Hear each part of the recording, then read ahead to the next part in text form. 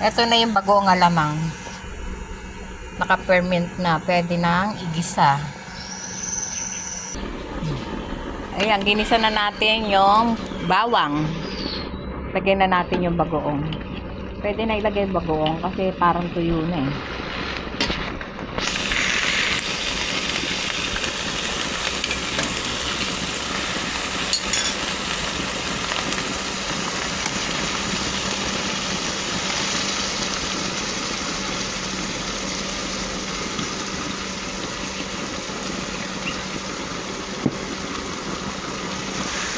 Haluin lang natin yan.